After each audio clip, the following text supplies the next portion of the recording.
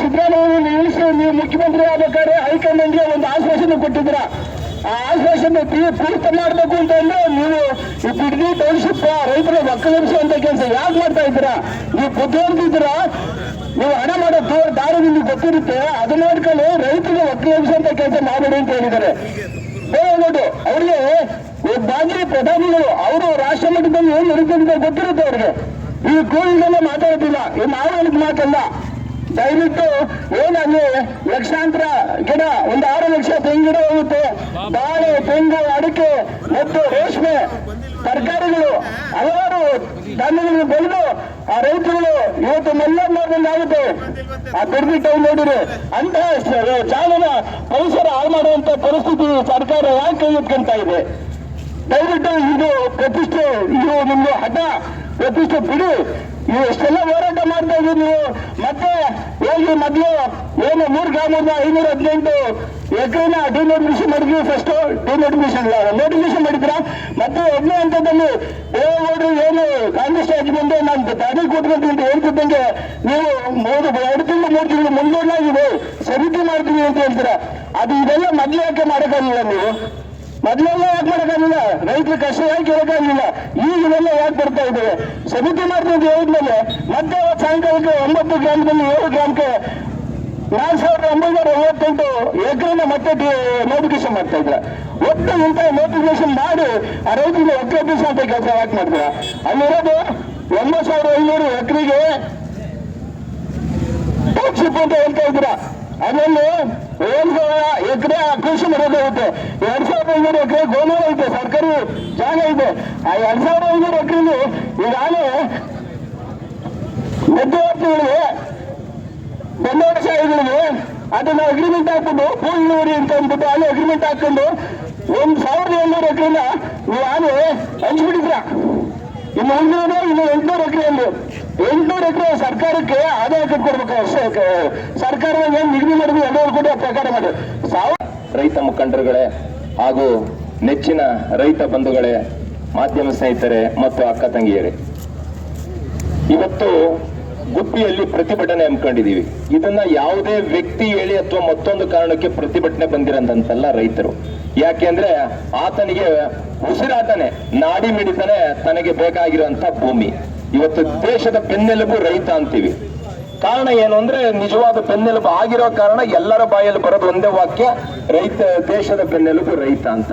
ಇವತ್ತು ಕರ್ನಾಟಕ ಸರ್ಕಾರ ಏನು ಇದೀಗ ತಾನೇ ಆಗಿರಂತ ಮುಖ್ಯಮಂತ್ರಿಗಳು ಆ ಬಿಡ್ದಿ ಟೌನ್ಶಿಪ್ ಅನ್ನ ಏನಕ್ಕೆ ಮಾಡ್ತಾ ಇದ್ದಾರಂತ ಸರ್ವೇ ಸಾಮಾನ್ಯ ಎಲ್ಲಾ ಜನಕ್ಕೂ ತಿಳಿದಿರೋಂತ ವಿಚಾರ. ಅದೇನು ನಾವು ಮತ್ತೆ ಮತ್ತೆ ಮತ್ತೆ ಹೇಳೋದ್ರಲ್ಲಿ ಅದಕ್ಕೆ ಅರ್ಥ ಇಲ್ಲ. ಆದ್ರೆ ಯಾವ ರೀತಿ ಮನುಷ್ಯ ಕೋಡಾಗಿದ್ದಾನೆ ಅಂದ್ರೆ ಅದೇನ್ ಮಾಡ್ತಾರೆ ಗೊತ್ತಿಲ್ಲಪ್ಪ. ಲಕ್ಷಾಂತರ ಕೋಟಿಗಳು ಲೂಟ್ ಹೊಡ್ಕೊಂಡು ಅದನ್ನ ಎಲ್ಲಿಗೆ ಮಡಗ್ತಾರೆ ಅಂತ. ಭಗವಂತ ಕೊಟ್ಟಿರೋ ಆಯುಷ್ 100, ಮನುಷ್ಯ ಉಳಿಯಕ್ ಆಗ್ತಿರೋದು 60ರಿಂದ 70 ವರ್ಷಕ್ಕೆ ದಾರಿನಲ್ಲಿ ನಡ್ಕೊಂಡು ಹೋಗ್ತಾ ಹಾರ್ಟ್ ಅಟ್ಯಾಕ್ ಆಗಿ ಹೋದ್ರೆ ಎಲ್ಲಿ ಮಡಗಿರ್ತೀವಿ ಅಂತ ಗೊತ್ತಿರಲ್ಲ.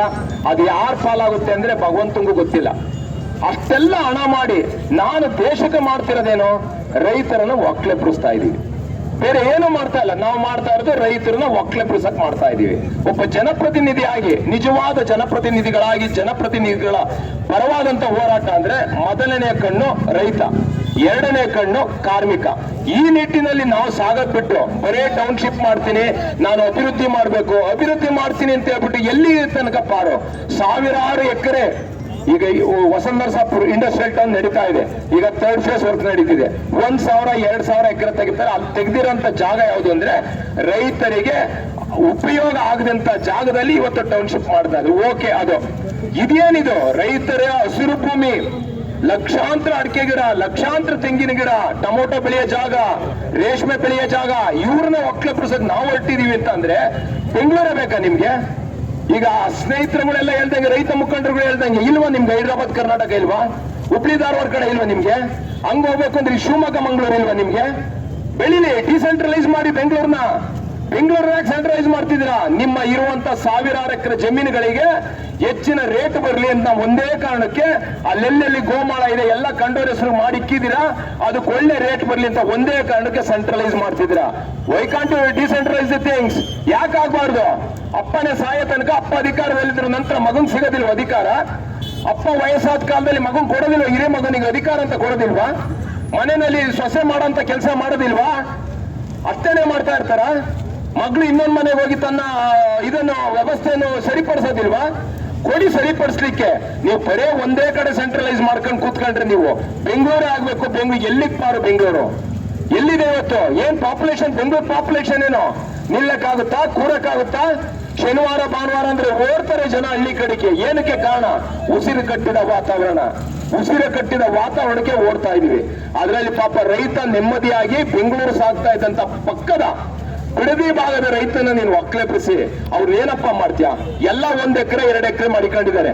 ಅವ್ರು 2 ಕೋಟಿ ಕೊಟ್ಬಿಟ್ಟೆ. 4 ಕೋಟಿ ಕಳೆಗೆ ಎಷ್ಟು ದಿನ ಬೇಕು ಯಜಮಾನ್ರೆ?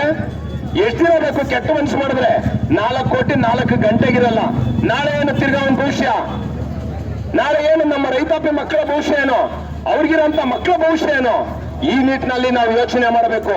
ಹಾಗಾಗಿ ನಮ್ಮೆಲ್ಲರ ಟೌನ್ಶಿಪ್ ಮಾಡ್ತೀನಿ ಅಂತ ಹೇಳಿ ಅಲ್ಲಿರತಕ್ಕಂಥ ಜನರ ಒಕ್ಕಲೆಬ್ಬಿಸಕ್ಕೆ ಕೊಟ್ಟಿದ್ದಾರಲ್ಲ, ಇದು ಸರಿನಾ? ಇದು ಇಡೀ ಕರ್ನಾಟಕದ ರಾಜ್ಯದ ಮೂಲೆ ಮೂಲೆ ಎಲ್ಲ ಪ್ರಜೆಗಳಿಗೂ ಗೊತ್ತಾಗಬೇಕು ಎಂಥ ಮುಖ್ಯಮಂತ್ರಿಯನ್ನು ತಂದು ನಾವು ಈ ರಾಜ್ಯಕ್ಕೆ ಕುಂಡ್ರಿಸಿದೀವಿ ಅನ್ನತಕ್ಕಂಥದ್ದು. ಅಲ್ಲಿರತಕ್ಕಂಥ ಬೇಕಾದಷ್ಟು ಅಡಿಕೆ ಮರ ಇದೆ, ತೆಂಗಿದೆ, ಮಾವಿದೆ, ಕೃಷಿ ಪ್ರಧಾನವಾಗಿರ್ತಕ್ಕಂಥ ಭಾಗ ಅದು. ಅದನ್ನ ಇವತ್ತು ಒಕ್ಕಲೆಬ್ಬಿಸಕ್ಕೆ ಕೊಟ್ಟಿದೆಯಲ್ಲ, ಇದು ಎಂಥ ನಿಮ್ದು ಕೆಲಸ? ಇದನ್ನ ಕೈ ಬಿಡಬೇಕು ಶಿವಕುಮಾರ್ ಸರ್. ನೀವು ಸರ್ವಾಧಿಕಾರಿ ರೀತಿಯಲ್ಲಿ ಟೌನ್ಶಿಪ್ ಮಾಡ್ತೀನಿ ಅಂತ ಹೊರಟಿದ್ದೀರಲ್ಲ, ಅದನ್ನು ಯಾರು ನಾವು ಜಗ್ಗಲ್ಲ ಬಗ್ಗಲ್ಲ.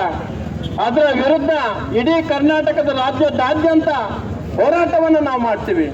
ಇದು ಬಿಡದಿಗೆ ಮಾತ್ರ ಇದು ಸೀಮಿತ ಆಗಿರತಕ್ಕಂಥದ್ದಲ್ಲ, ಇಡೀ ರಾಜ್ಯಕ್ಕೆ ಸೀಮಿತವಾಗಿರ್ತಕ್ಕಂಥದ್ದು.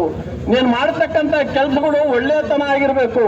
ನಾನು ಹಾಗೆ ಮಾಡ್ತೀನಿ, ಈಗ ಮಾಡ್ತೀನಿ, ಆ ಒಂದು ಕಾರ್ಯಕ್ರಮವನ್ನು ಮಾಡ್ತೀನಿ, ಜನರಿಗೆ ಒಳ್ಳೇದು ಮಾಡ್ತೀನಿ ಅಂತ ಹೇಳಿ ಅಲ್ಲಿರತಕ್ಕಂಥ ಲಕ್ಷಾಂತರ ಕುಟುಂಬವನ್ನ ಇವತ್ತು ಒಕ್ಕಲೆಬ್ಬಿಸಕ್ ಮಾಡಿದ್ಯಲ್ಲ, ಏನ್ ಮಾಡಕ್ ಮಾಡಿದ್ದೀರಾ? ಏನ್ ಮಾಡಕ್ ಮಾಡಿದ್ರೆ ಹೇಳಿ ಸ್ವಾಮಿ ಶಿವಕುಮಾರ್ ಸರ್. ದಯವಿಟ್ಟು ಹೇಳಿ, ಎದ್ದು ಹೇಳಿ, ಮೇಲಕ್ಕೆ ಹೇಳಿ.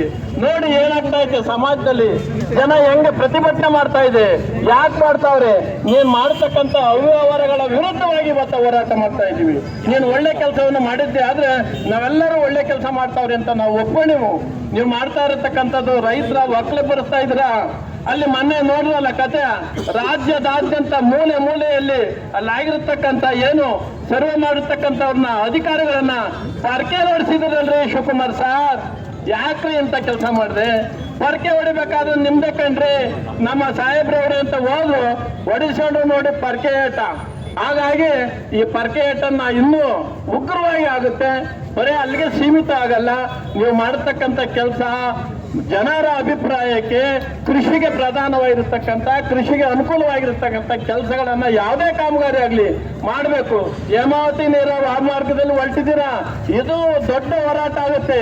ನಿಮ್ಗೆ ಒಂದಲ್ಲ, ನೀನು ಮುಖ್ಯಮಂತ್ರಿಗಳಿಗೆ ರೈತರ ಒಪ್ಪಿಗೆ ಇಲ್ಲದೆ ಬಿಡದೀಶ ಟೌನ್ಶಿಪ್ ಮಾಡುವ ಹೊರಟಿರುವ ರಾಜ್ಯ ಕೆಟ್ಟ ಸರ್ಕಾರಕ್ಕೆ, ರೈತರ ಹೋರಾಟಕ್ಕೆ ಸರ್ಕಾರವಂತೆ ಸರ್ಕಾರ, ಕಾನೂನಂತೆ ಕಾನೂನು,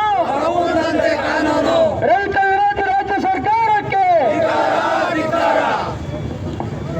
ಶಿವಕುಮಾರ್ ಅವ್ರಿಗೆ, ರೈತ ವಿರೋಧಿ ಮುಖ್ಯಮಂತ್ರಿ DK ಶಿವಕುಮಾರ್ಗೆ, ರೈತ ವಿರೋಧಿ ಮುಖ್ಯಮಂತ್ರಿ DK ಶಿವಕುಮಾರ್ಗೆ. ಬಿಡದಿ ರೈತರ ಪರವಾಗಿ ಹೋರಾಟಕ್ಕೆ ಆಗಮಿಸಿರ್ತಕ್ಕಂಥ ಎಲ್ಲ ರೈತ ಮುಖಂಡರುಗಳ ತಾಯಂದಿರ, ನಾಗರಿಕ ಬಂಧುಗಳೇ, ಮಾಧ್ಯಮದವರ, ಕಳೆದ 491 ದಿನಗಳಿಂದ ಈ ರಾಜ್ಯದಲ್ಲಿ ಒಂದು ದೊಡ್ಡ ಹೋರಾಟ ನಡೀತಾ ಇದೆ. ಬಿಡದಿಯಲ್ಲಿ ಹೊಸ ಟೌನ್ಶಿಪ್ ಅನ್ನ ಮಾಡಬೇಕು ಅಂತಕ್ಕಂಥ ಉದ್ದೇಶವನ್ನ ಇಟ್ಕೊಂಡು ಈ ರಾಜ್ಯ ಸರ್ಕಾರ ಇವತ್ತು ಆ ಯೋಜನೆಯನ್ನ ಜಾರಿಗೊಳಿಸಬೇಕು ಅಂತ ಹೇಳಿ ರೈತರನ್ನ ಒಕ್ಕಲೆಬ್ಬಿಸುವಂತ, ಬಲವಂತವಾಗಿ ಒಕ್ಕಲೆಬ್ಬಿಸುವಂತ ಪ್ರಯತ್ನವನ್ನ ಮಾಡ್ತಾ ಇರ್ತಕ್ಕಂಥದ್ದು ನಮ್ಮೆಲ್ರಿಗೂ ಗೊತ್ತಿದೆ. ಕಳೆದ 491 ದಿನಗಳ ಹೋರಾಟದಲ್ಲಿ ಸತ್ಯಾಂಶವನ್ನು ನಾವು ತಿಳ್ಕೋಬೇಕಾಗುತ್ತೆ. 14,800 ಎಕರೆ ಜಮೀನನ್ನ ರೈತರು ಕಳ್ಕೊಳ್ತಾರೆ. ಬೆಂಗಳೂರಿಗೆ ಬೇಕಾದಂತ ತರಕಾರಿ ಬೆಳೀತಕ್ಕಂಥ ರೈತರು ದಿಕ್ಕಾಪಾಲಾಗ್ತಾರೆ. ತಾಯಂದಿರು ನಾವು ಬಟ್ಟೆ ಉಟ್ಕೊಳ್ಳೋದಕ್ಕೆ ರೇಷ್ಮೆ ಬೆಳೀತಾ ಇದ್ದಂತ ರೈತರು ದಿಕ್ಕಾಪಾಲಾಗ್ತಾರೆ, ಒಕ್ಕಲೆಬ್ಬಿಸ್ತಾರೆ. ತರಕಾರಿ ಬೆಳೆಯೋರ್ನ, ತೆಂಗು ಬೆಳೆಯೋರ್ನ, ರೇಷ್ಮೆ ಬೆಳೆಯೋರ್ನ, ಲಕ್ಷಾಂತರ ಲೀಟರ್ ಹಾಲನ್ನ ಉತ್ಪಾದನೆ ಮಾಡ್ತಕ್ಕಂಥ ರೈತರ ಬದುಕು ಇವತ್ತು ಬೀದಿಗೆ ಬಿದ್ದಿದೆ, ಬೀದಿ ಬಿಡದಿಯ ಸುತ್ತಮುತ್ತ. ನಾವು ಯೋಚನೆ ಮಾಡ್ಬೇಕು. ಇವತ್ತು 15,000 ಎಕರೆ ಜಮೀನನ್ನ ಕಳ್ಕೊಂಡು ಅವ್ರ ಜೀವನ ಮುಂದೆ ಹೇಗೆ ಸಾಗಿಸ್ಬೇಕು, ಅವರ ಜೀವನ ಮಟ್ಟ ಯಾವ ರೀತಿ ಮುಂದೆ ಹೋಗ್ಬೇಕು ಅಂತಕ್ಕಂಥ ಯೋಚನೆಯಲ್ಲಿ ರೈತ